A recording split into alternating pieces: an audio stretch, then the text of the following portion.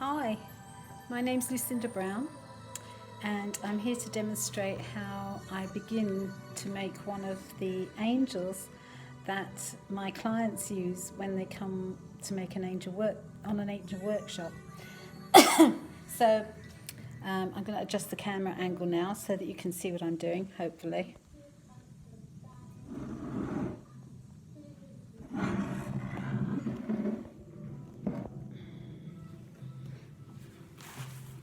So I prepared the pieces the day before, so the back and the front that I joined together. So we've got the front of the angel face is right here, and as you can see, she comes out of the mould with the face very complete, so that people don't have to worry about that, and they get to decorate and add all the elements around here, which makes the piece look very decorative and makes it what it is and makes it unique and individual to the person creating it. So although it starts off looking like my work, by the time they've finished, it'll still look like my work. Except they will have done it themselves. That always makes me laugh. Anyway, so I'm just going to plan out where I'm going to put this piece, because any clay that's left over I can still use. So I'm just going to quickly just draw a line around the face bit, the top, and then give her a bit of a background, not too much, because I found that it doesn't look very good to have the background showing too much over the top of the piece. So then I take it off, and now I've got to cut a hole here for hanging, and another hole at this point for drainage. Bear with me.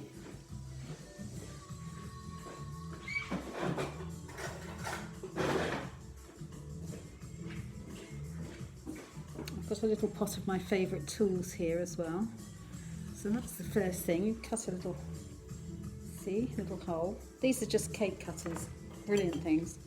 Anything you can use for pastry and cookery, you can use for clay, basically. And if I had £1 for everybody who said to me, "Oh, that's just like rolling pastry, isn't it?" I'd be kind of rich by now. So that's the preparation for that, pretty much. Hard to get the angle right. Okay, so there we go. So there she is, and here we go. So I'm just going to now get my serrated kidney and give the inside of that line a good scratch. Okay. So that roughs up the clay very nicely, so that it will take a bit of water, and then you just make your slip, which sticks the two pieces of clay together. Now here, she hasn't got too much of a surface at the edge, but what I will do is I'll give her a nice, make it nice and wet and sticky, and I'll use some other elements to help stick it down and also start the decorative process. I'm just using water and scratching with the I've cut most of the bristles off a paintbrush. I tried using a toothbrush, but it makes too much of a mess.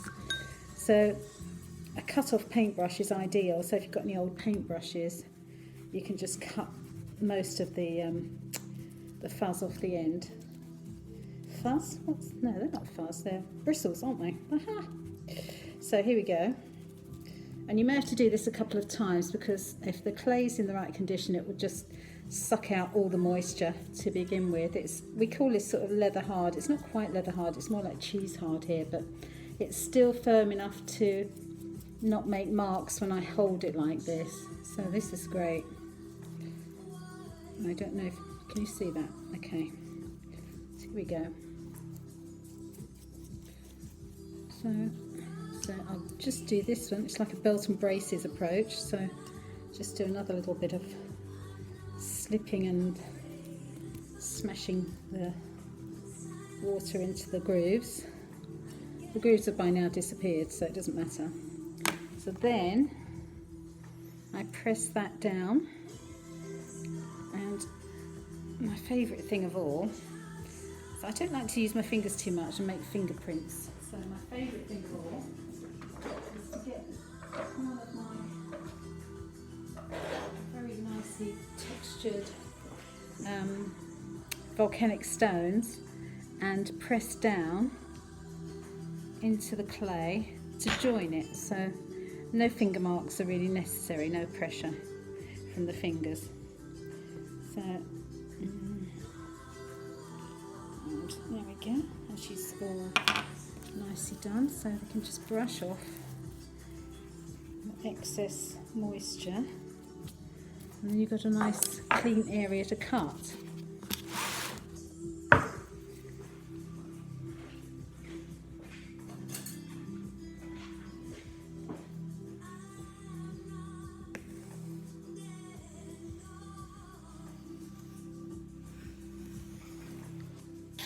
I might not cut so close to the edge because I think I like to give people a bit of a leeway.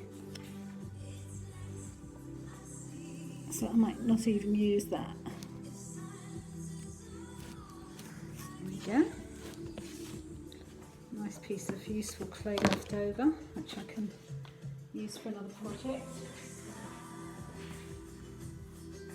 These bits of Corex board are the best thing ever because they're nice and flat, they're very light, so no extra weight, but they keep the clay in the condition that you want to keep it in, as long as you remember to cover it.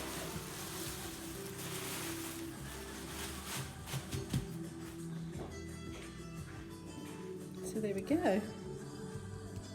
I'm just going to round out those sharp edges.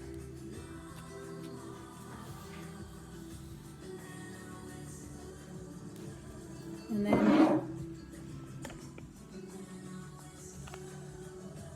you see that? And then the next thing I'll do is add some detail to the face itself, and maybe even open the eyes. Okay, that's it for now, folks. Bye.